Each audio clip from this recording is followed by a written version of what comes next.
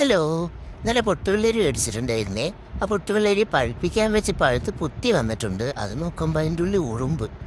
മധുരമില്ലാത്ത ഈ സാധനത്തിൽ എന്തിനാണ് ഈ ഉറുമ്പ് വെറുതെ നടക്കുന്നത്? അത് നമുക്ക് പൊളിച്ച് നോക്കാം കേട്ടോ. പൊളിച്ച് നോക്കിയപ്പോൾ പൊളിക്കാൻ നല്ല രസമുണ്ട്, നല്ല സോഫ്റ്റായിട്ട് പൊളിഞ്ഞു പോരുന്നുണ്ട്. തിന്നാൻ നോക്കിയപ്പോൾ ടേസ്റ്റ് ഇല്ല, ഒരു ടേസ്റ്റും ഇല്ല. ഒരു തരി മാത്രമേ ഉള്ളൂ. നമുക്ക് വെച്ചിട്ടൊരു ജ്യൂസ് ഉണ്ടാക്കാം. ആവശ്യമുള്ള പീസ് മാത്രം എടുത്തിട്ട് നമുക്കത് നല്ല വൃത്തിക്ക് അതിൻ്റെ കുരുവൊക്കെ കളഞ്ഞ് നല്ല വെടിപ്പായിട്ടെടുക്കാം. അതിൻ്റെ തോല് ഇങ്ങനെ പറിച്ചാൽ പോരും കേട്ടോ. നല്ല രസമുണ്ട് പറിച്ചെടുക്കാൻ. പറിച്ച് കഴിഞ്ഞൊരു പാത്രത്തിലിട്ട് ഇങ്ങനെ ഇട്ട് അത് നമുക്ക് ഇങ്ങനെ ചതച്ചെടുക്കാം. അതിലോട്ട് ആവശ്യത്തിന് പഞ്ചസാര ഇട്ടാലേ അത് അലിഞ്ഞ് ഓട്ടോമാറ്റിക് വെള്ളം ജ്യൂസ് പോലെ ആവും. അതിലോട്ട് നമുക്ക് ഏലക്കായ പൊടിച്ചിടാം കേട്ടോ ടേസ്റ്റിനായിട്ട്.